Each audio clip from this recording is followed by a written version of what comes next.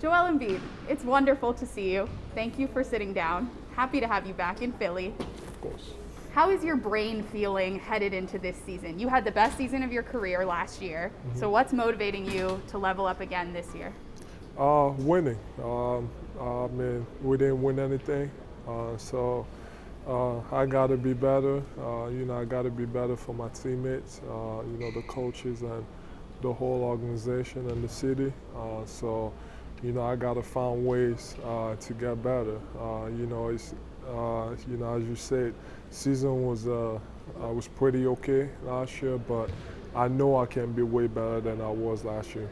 I think there are a lot of Sixers fans that are going to be really happy to hear you classify last year as pretty okay, because from where I was sitting, it was pretty excellent. And I know that you spend a lot of time tweaking your game, watching film, trying to make moves in the margins, right? So what did you spend the most time working on in this offseason? One of the biggest things that helped me last year was, when I added, shooting off the dribble. That was a big part of, my evolution. So this year, I believe that, I should be taking more threes. I think he's going to help the team even more. And then also, the main thing that I really work on, it was off the dribble stuff, because as you get into the playoffs and, pass the first round and all that, so it becomes tougher. You can't post up all the time. You got to find different ways on how to score the basketball. So that's what we worked on this summer. You always say that your life is like a movie. So if you had to take us through to this point in the plot right now, this year, what part of the movie are we in? The movie where,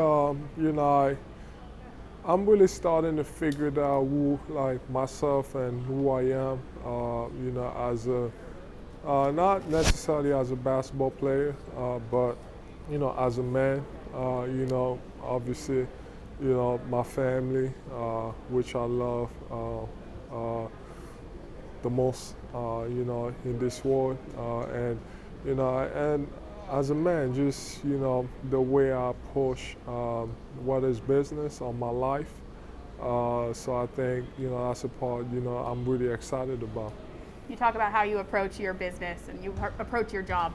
Someone who's impressed me the whole time that he's been in Philadelphia is Tobias. And I talked to him a few minutes ago, and he told me about how your relationship has changed since he got here to now, when you guys really have a partnership, and it seems like it's really grown.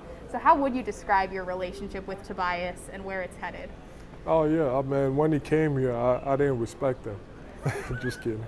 But he's a great guy. Always has been, class, extremely smart, and obviously as the year, it takes a lot to earn my trust. So I would say I didn't open up at all, when he came and, when he was new.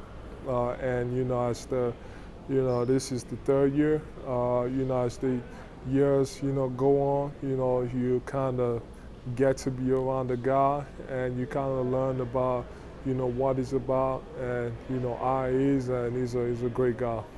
What do you, because you and I have very different working relationships with Tobias. I respect him for a lot of things, the way he carries himself, the way he talks to people, the way he works on the court, on his mental game. What do you respect about Tobias? I respect him for being real. If there's something wrong, he will tell you. And I respect him. I think he's been lots of credit to him, but he's been kind of like the glue of our team. Getting guys together and keeping guys together. I'm a leader in a way that, I'm going to go out on the court and I'm going to dominate and I'm going to help us win games and I'm going to do my best and I'm going to be like, hump on my back and I got you. And then off the court, I'm more reserved, which, I've changed a lot too. And, I've opened up, but it's still not as, as he does it. So, I like after the season ended, I thanked him, for, everything he's done and kind of keeping the team together. some of those people that he's kept together are people like Matisse and Furkan and Sheikh, and now because you're sort of a veteran at this point, you've seen the entirety of those guys' careers. Yeah. So what are you excited about most when you think of that group that used to sort of be the youngsters, but now they've had a few years in the league? What are you looking for out of them this year as your teammates? I'm just looking. I'm excited. Furkan just got paid. I told him, he asked for my advice. I told him get the most money you can, literally. So I'm glad he's back. Sheikh, he has a chance to get paid too. And then Matisse, obviously. But the thing I always tell them is that it all goes back to winning. Because if we win as a team, everybody wins. Like if we win, everybody's gonna get paid. So, everybody's gonna get taken care of. And it's not so much about money, but I just think, as men, they're great guys too. Smart, whether it's Matisse and I'm also excited to kind of be around the other guys, the new guys and the young guys. Matisse, when he played in the Olympics, you tweeted about it afterwards, and you tweet very selectively. You don't tweet about just everything. Yeah. So why were you happy for him? Why did you want to support him? Did you watch those games at all? Yeah. I watch probably every game. It was early in the morning, but I like to sleep. But I stayed up and watched most of the games, and I was pretty excited about him because. The way he was shooting the ball, obviously we know what he is defensively, and I've told him several times that he has a chance to be, the best defender on the planet and win Defensive Player of the Year. But we know what he can do defensively, and then offensively, I was just happy because he was somehow he just became I guess it's too walk and stuff, but he just became a better shooter. So I'm excited for him to kind of show this year. What did you think playing your first year with Doc Rivers? What are you looking forward to about continuing your partnership with Doc? It's been great. Obviously, the regular season was good, and but as far as winning, it wasn't there. I think we all could be better. I can be better. He can be better as a coach, and his coaching staff. Could also be better, but I think he was great. He did a great job. This is a question that I've asked all your teammates, but if you look back at your younger self, maybe your 15-year-old self that was just starting to play this game, knowing where you've gotten to now, what advice would you give to him? Well, my 15-year-old self was getting ready to go to France to play volleyball. So I made. The advice I would give to him is that, I'm glad he waited.